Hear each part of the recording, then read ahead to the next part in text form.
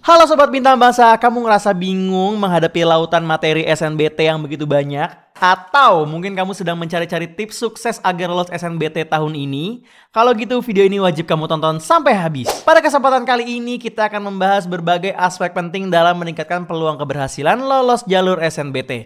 Mulai dari mengatur jadwal belajar, teknik belajar yang efektif, pemahaman materi, tips mengelola stres, menjaga kesehatan, sampai serta cara meningkatkan motivasi belajar.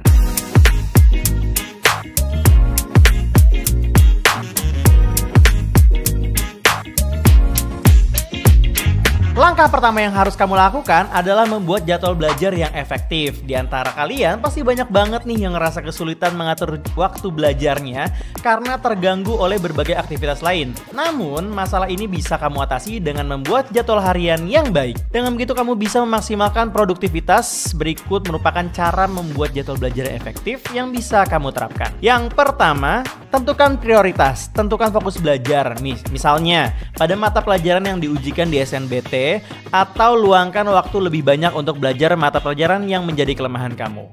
Yang kedua, gunakan teknik blok waktu. Alokasikan waktu tertentu untuk setiap mata pelajaran. Misalnya 90 menit untuk matematika, lalu istirahat 15 menit sebelum lanjut ke pelajaran berikutnya. Begitu juga untuk mata pelajaran lainnya. Yang ketiga, jangan lupa untuk istirahat. Jadwal yang efektif adalah jadwal yang seimbang. Pastikan kamu punya waktu untuk relaksasi. Nah, yang keempat, evaluasi mingguan. Setiap akhir minggu, review kembali jadwal kamu, apakah kamu berhasil, atau apa yang berhasil, atau apa saja yang perlu diperbaiki untuk diterapkan di minggu berikutnya. Teknik belajar yang efektif untuk SNBT. Ada banyak sekali teknik belajar, tapi apakah semua itu cocok dengan kamu? Nah, penting banget nih untuk kamu tahu macam-macam gaya belajar. Belajar bukan hanya perihal menghafal, tapi bagaimana caranya bisa memahami konsep dengan baik. Berikut beberapa teknik belajar yang bisa kamu terapkan. Yang pertama, active recall. Active recall adalah metode belajar dengan mencoba mengingat informasi tanpa melihat catatan. Misalnya, setelah membaca sebuah bab, kamu menutup buku dan mencoba mengingat poin-poin pentingnya. Dengan cara ini, otak dipaksa untuk bekerja lebih keras dalam mengingat informasi sehingga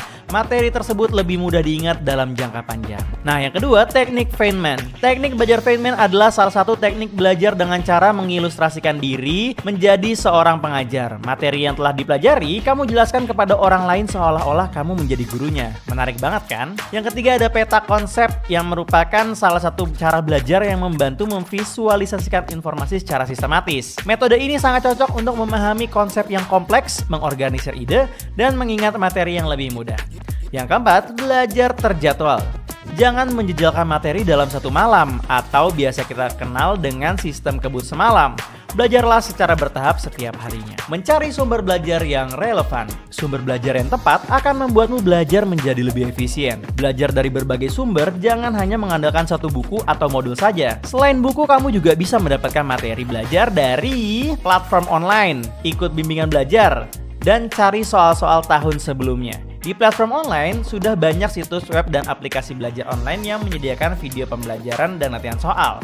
Di bimbingan belajar juga kamu harus milih bimbel dengan metode pengajaran yang interaktif, mudah dipahami, dan sesuai dengan gaya belajar kamu. Dan jangan lupa cari tahu reputasi bimbel melalui ulasan, testimoni, dan rekomendasi teman dan keluarga. Pastikan bimbel tersebut memiliki tenaga pengajar yang kompeten dan berpengalaman seperti Bintang Bangsa. Cari soal-soal tahun sebelumnya. Pelajari pola soal SNBT dari tahun-tahun sebelumnya untuk memahami jenis soal yang sering muncul. Nah, mengerjakan soal-soal latihan. Perbanyaklah latihan soal agar kamu bisa mengetahui jenis-jenis soal yang sering muncul di ujian. Selain itu, dengan latihan soal kamu bisa mengukur sudah sejauh mana kemampuan kamu. Saat mengerjakan soal atau simulasi tryout, gunakan waktu sesuai durasi ujian sebenarnya agar seperti ujian sungguhan. Setelah mengerjakan tryout, lakukan analisis hasil. Jangan hanya mengerjakan soal, tetapi pelajari juga pembahasannya, terutama untuk soal yang salah ya.